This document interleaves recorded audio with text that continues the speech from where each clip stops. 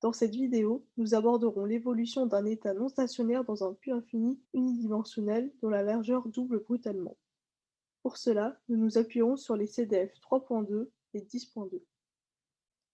Dans le CDF 3.2, une particule est piégée dans un puits de potentiel infini à 8 dimensions de largeur L. Pour cette vidéo, on notera n un entier caractérisant un état du puits. Les fonctions propres d'un tel puits s'expriment de la manière suivante: racine de 2 sur L sinus de n pi x sur L. On prend dans cette vidéo L est égal à une unité atomique la largeur du puits initial. Le système est initialement préparé dans son état fondamental, donc n est égal à 1, et la fonction propre correspondante est celle-ci, racine de 2 sinus de pi x. Si maintenant on introduit une dépendance par rapport au temps, l'évolution de l'état fondamental n égale 1 peut être donnée par cette expression-ci, avec E1 la valeur de l'énergie associée à phi1 de x pour une largeur L de puits. Malgré la dépendance au temps de l'expression, son module au carré, lui, reste indépendant du temps.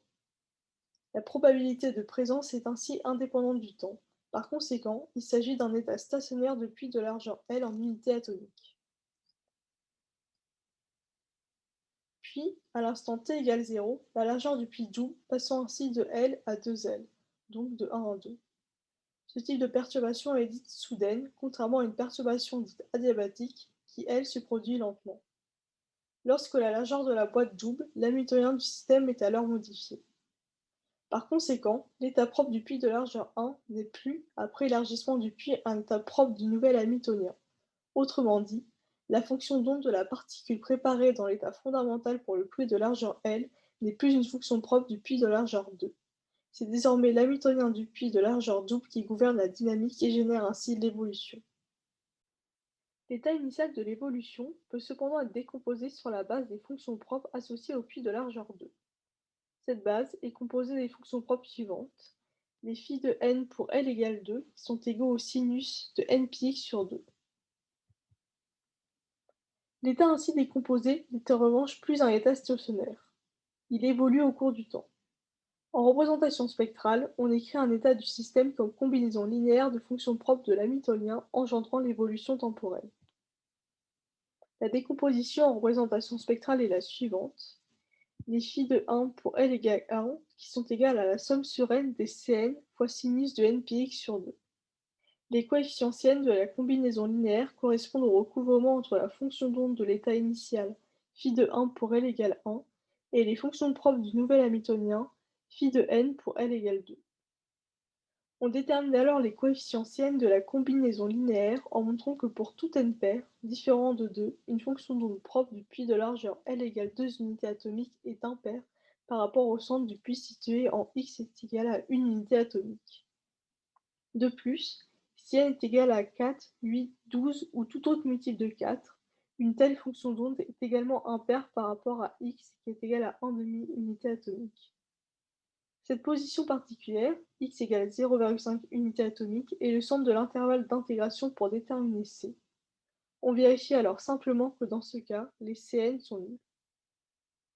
Si par contre n est égal à 6, 10, 14 et ainsi de suite, les fonctions d'onde propres du puits d'une largeur de 2 unités atomiques sont paires par rapport à x est égal à 0,5 unités atomiques. Il peut être alors démontré analytiquement que dans ces cas, les Cn sont encore une fois nuls, même si la démonstration par voie graphique est complexe.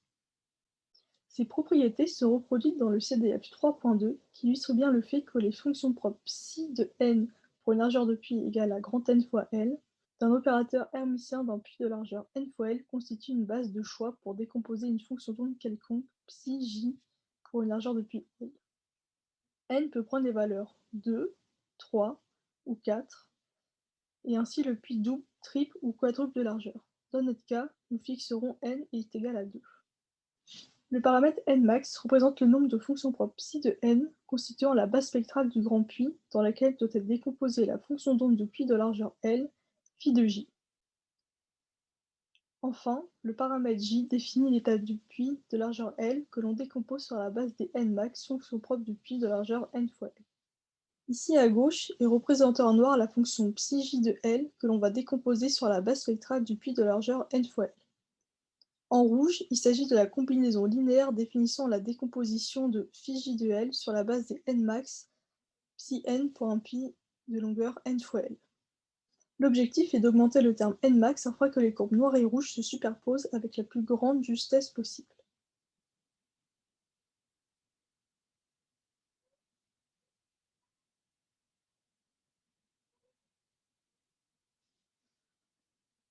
Lorsque l'on obtient une décomposition jugée satisfaisante, ici n égale 20 semble convenir, on peut retrouver sur l'histogramme de droite la contribution des différentes fonctions psi n de n fois n dans cette décomposition ainsi que les valeurs numériques des coefficients du développement.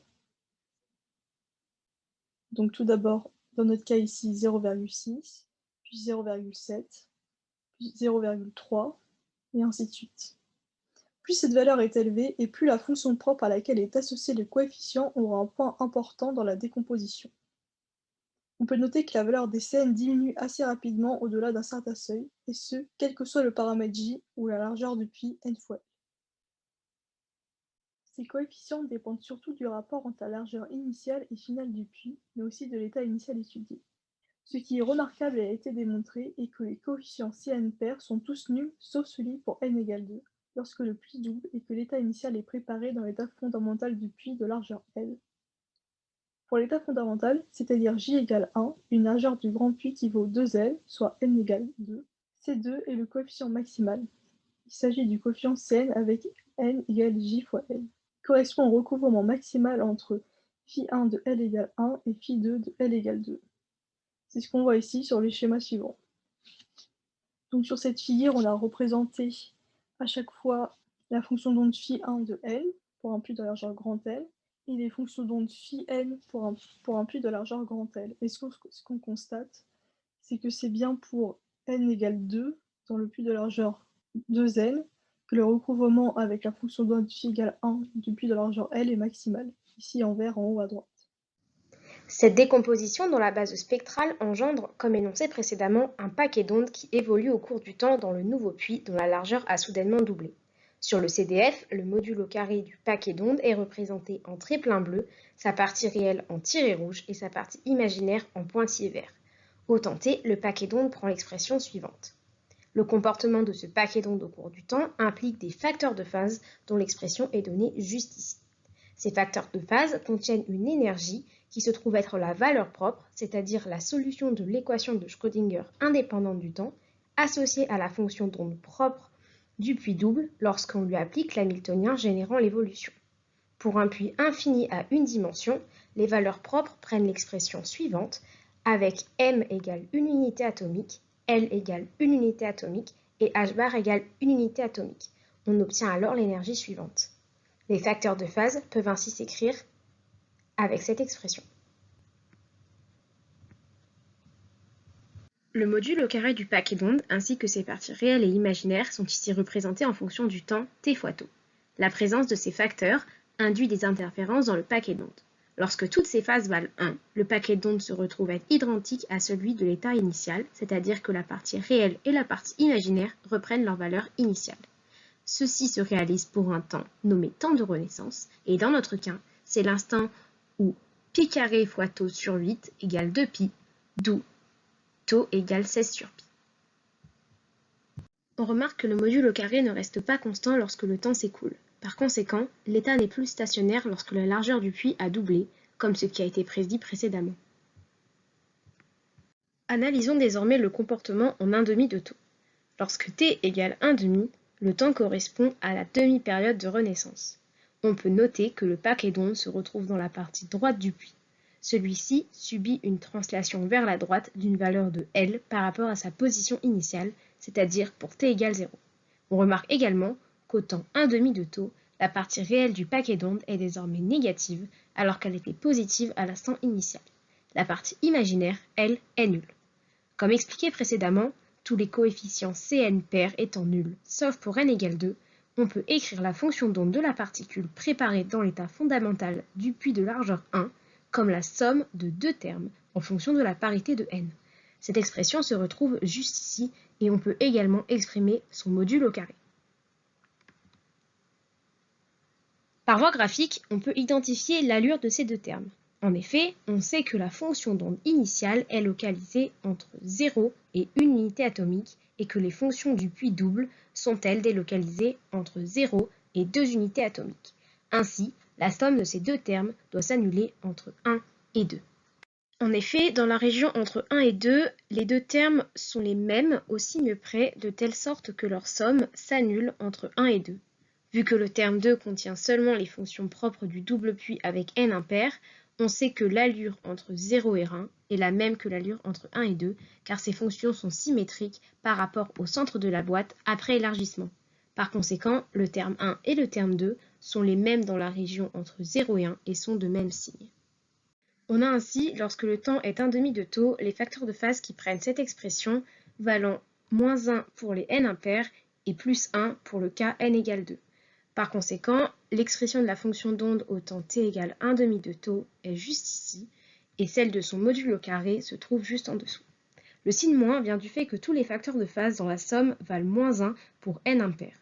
On remarque ici que les deux termes sont réels pour l'expression de la fonction d'onde au temps t égale 1 demi de taux. Selon l'analyse des deux termes constituant l'expression de psi, la fonction d'onde à l'instant 1 demi de taux est complètement localisée entre 1 et 2. Elle est donc nulle entre 0 et 1. Sachant que les deux termes de l'expression sont réels, on retrouve bien le fait que la partie imaginaire est nulle à l'instant 1 demi de taux. En se plaçant au temps 1 quart de taux, cela correspond au quart de la période de renaissance.